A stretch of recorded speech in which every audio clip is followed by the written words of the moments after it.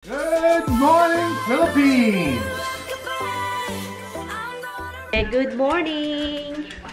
Good morning everything! So ngayon guys, maglinis lang ako dito sa garahian kasi ang daming nakapundok na gamit. So linis tayo. And then switch on the light. Come on! Come! Pagkatapos ko lang nagtubig sa ating mga gulayan. Ayan, katapos ko lang dyan nagtubig. So, ngayong araw, magkakat po ako sa harap ng damo and then dito din. So, yun yung gawin ko. Pero mamaya na, kasi kailangan madry muna yung. Pero dito, maglinis ako doon at saka dito. So, yun. Kailangan ko lang linisin, guys. Kailangan ko lang maglinis-linis konti. Hindi naman masyadong linis-linis. Ano lang, maglinis lang konti. Para naman may ano tayo, may magawa ngayong araw habang naghihintay ng mga maghihintay tayo para makapag-cut ng grass, di ba? Kailangan kong gamitin mamaya para sa pag-spray kasi yung driveway namin may mga tumutubong damo, kailangan patayin. So, dalhin ito sa basement. Wala, ito hindi natin. So, dalhin ko to sa basement. Kaya naman. Dust lang natin. Sa basement ko ba ito ilagay? Yeah, sa basement ko yan ilagay. Kaya naman. Kaya ko naman ito. Kaya. Ito, basura.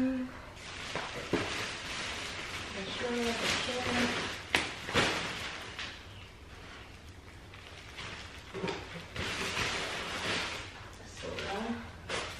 Ang dami na naming bag na pang grocery. Ang dami. Wow.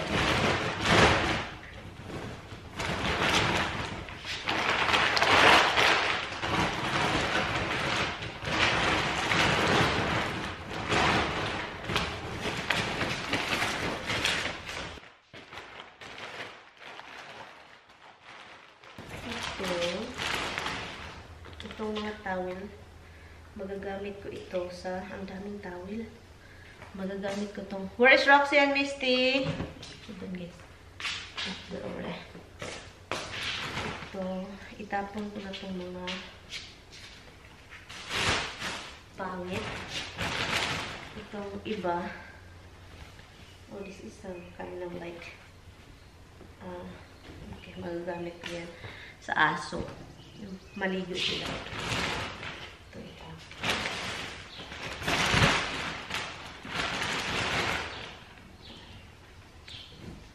Ito. Brand new pa to.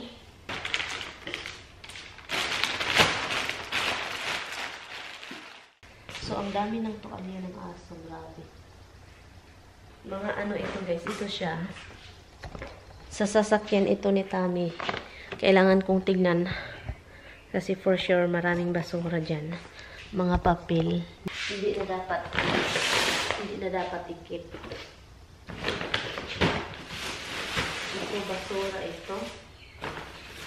Oh, my goodness. Itapon ko na yan. Ano ito?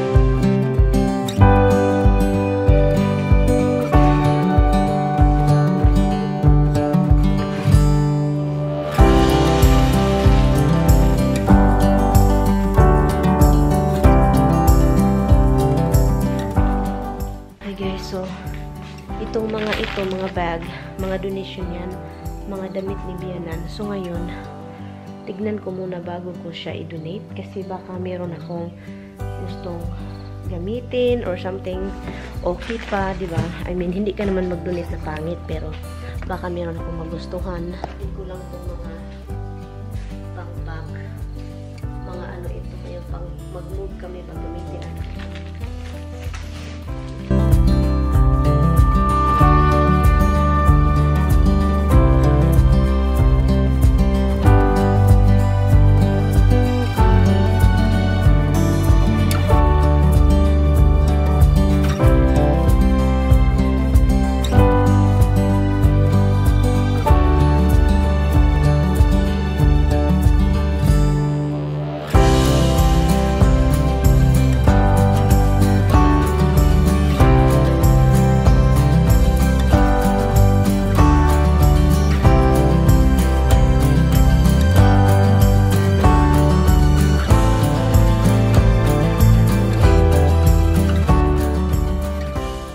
Hi guys, kailangan, it's time to demolish.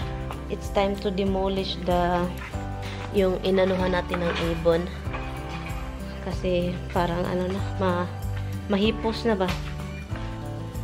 So, ngayon, paano ito?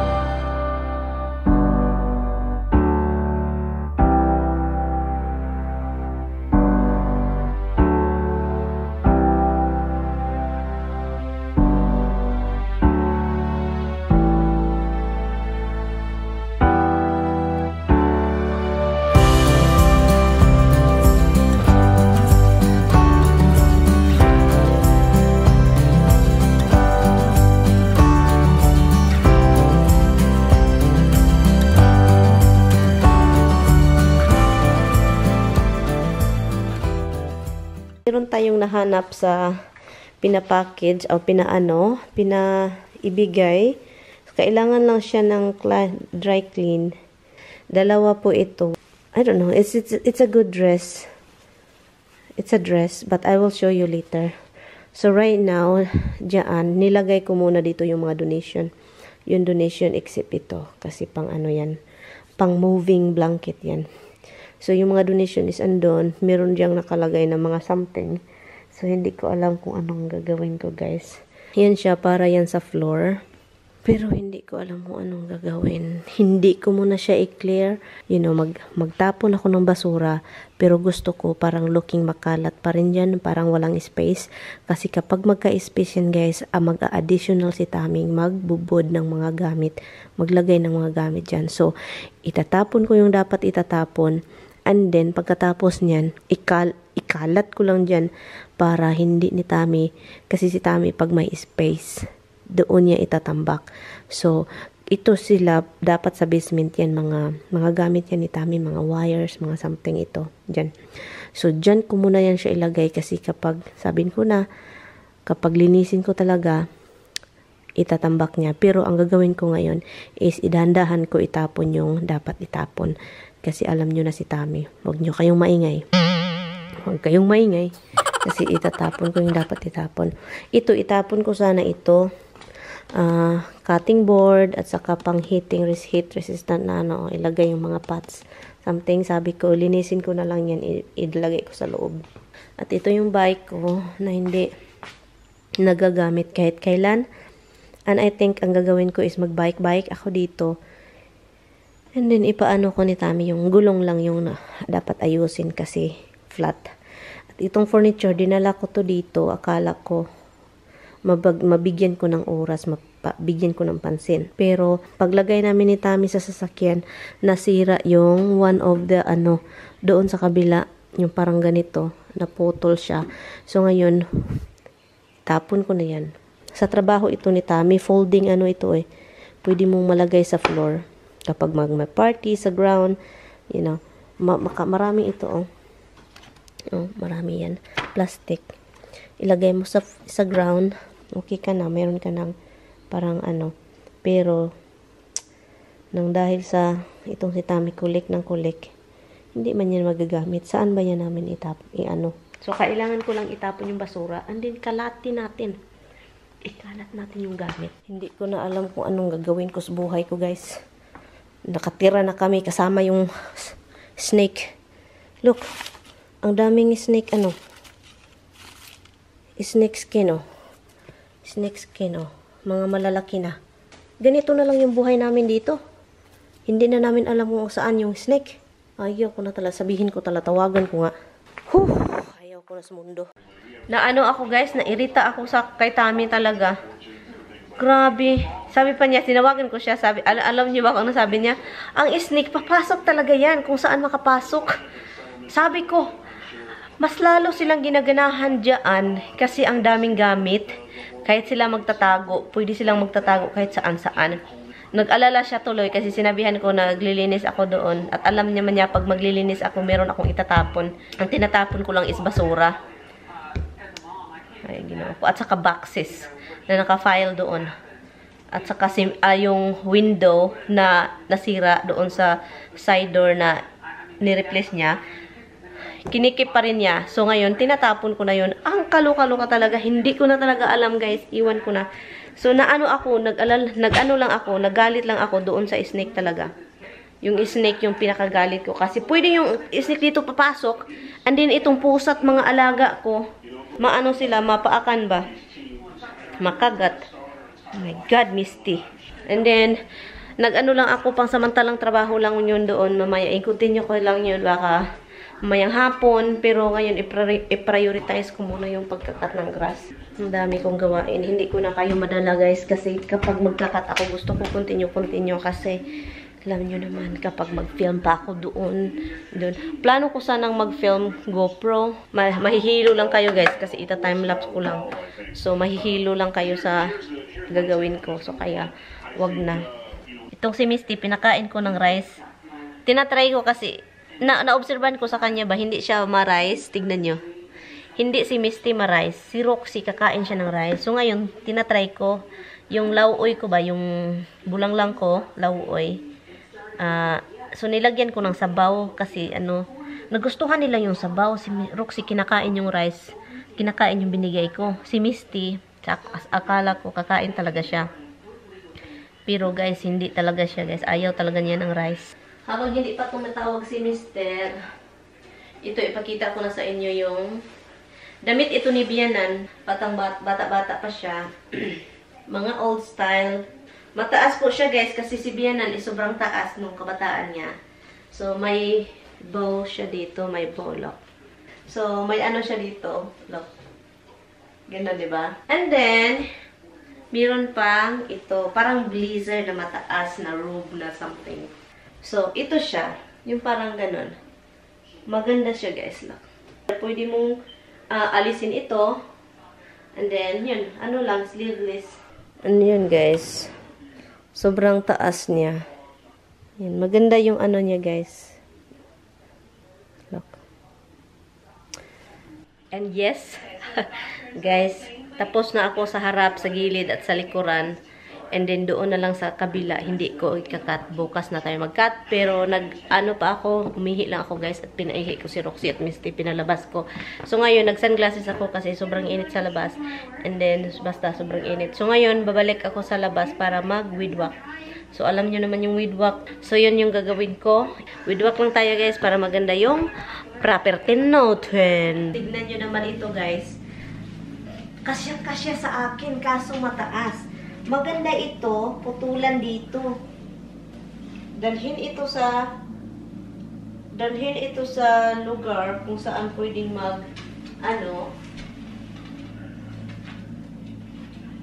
Kasyang-kasya sa akin, guys. Damit ito ni Bianan. Look, tignan nyo.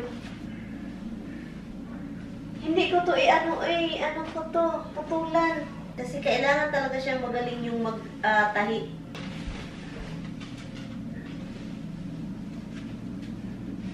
How about?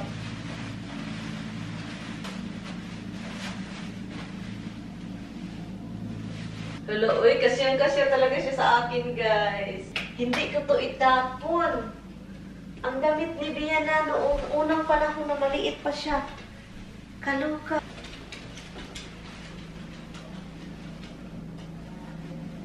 Ang ganda niya, guys. Look. Kasyang-kasya siya sa akin, look.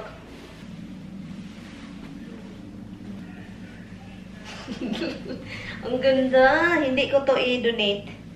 Akin ito. Bakit ito tinapon ng sister-in-law? Sa ina nila ito nung sobrang bata pa niya. Magluto tayo. Meron pa naman akong lauoy. Pero masarap mag-dried, mag-fry ng something. So, mag-fry tayo ng dried fish.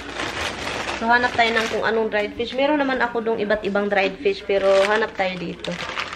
Okay. Bukas ko na yan lutuin. So, sabi pa ni Tami kanina sa akin, Han, maligo ako, Han. Sabi pa niya, gamitin mo yung tub kasi hindi na natin nagagamit. Sabi ko, okay, gamitin natin yan. Pero, nag-change yung mind ko kasi parang masarap gamitin yung jacuzzi. Pero, paminsan talaga, parang tinatamad ako maglinis pa pagkatapos. Napapagod na ako sa kalinis-linis doon sa labas. Naglinis na naman. Kaluka talaga. Bigay nito. Hala, hindi pala ito. Matagal na to. Kasi hindi ako palagi nagluluto ng dried fish, diba? Magluto lang ako pag may bisita. Talaga ka na. Yun yung lutuin pag may bisita. Alam niyo kung bakit? Kapag Pinoy, luto tayo ng Pinoy na Pinoy talaga. Saka, yan, si Luigi lang naman yung palagi kong bisita dito. Sarap. Talong, okra, sardines, at saka ito. At rice. Sarap ito. Good combination talaga ito ba?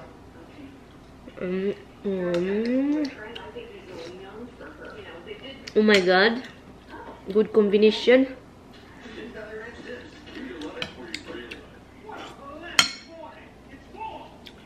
Perfect combination.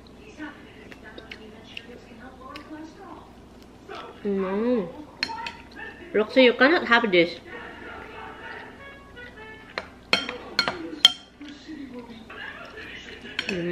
Sarap. Trabaho po si Tami ngayon. And bukas, wala sana siyang trabaho. Friday. Pero meron. And then, Saturday meron daw. So, Sunday, sabi niya, kinancel. So yun.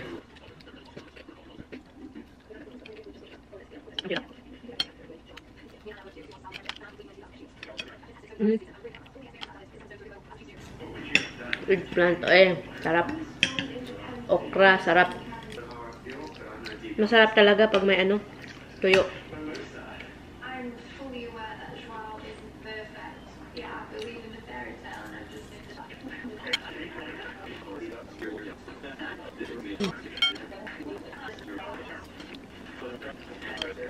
Dito tayo sa office. Tayo, gawa tayo ng thumbnail. But anyway, guys, so, ang nangyayari ngayon, kasi hindi ko tinapos yung sa in-between sa neighbors. So, ngayon, kinat niya yung in-between sa amin, yung maliit na area doon sa gilid, yung may kahoy. Kinat niya, oh my God. Kinat ng lalaki. Nahiya ako, guys, kasi amin yan. Malaki yung kasi yun doon, yung little bit of the area is sa kanila, yung konting bakit nagmuta ako? Itong mata ko nagmuta-muta. Konti lang yung sa ila, and then kinakat talaga nila lahat. Pero nagwidwak ako the other day. Nagwidwak ako kanina the other day. Nagwidwak ako kanina, winidwak ko yung nila, area doon, yung mailbox nila. inano ko. So, kapag ginaganon, kapag kinakat nila, no, nahiya ako. Kasi plano ko naman ikat yung bukas. Ay. Baka naisip nila ba, nakat yung sa aming front yard, nakat na lang yung sa kanila, yung sa gitna is hindi cut. Baka yun yung dahilan. Kasi, kinat nila. Kasi, sabihin na looking weird kasi yung sa gitna sa aming bahay is hindi cut. Pangit tignan. So, I think that yun yung rason. Pero nahiya ako eh. Ang muta talaga guys, lugwa ng lugwa. Oh, kanina pa to ba? Anyway, it's already 8:34. So, yung sa garage, hindi ko na tinapos guys. Iwan ko, anyari sa mata ko. Sore eyes to. So yun guys, hindi ko tinapos. Bukas na lang din yun tapusin ko. Tapusin ko yung pagkat ng grass. Tapusin ko yung sa garahian. Bye-bye. Mama's gonna go that way. Do you wanna go this way?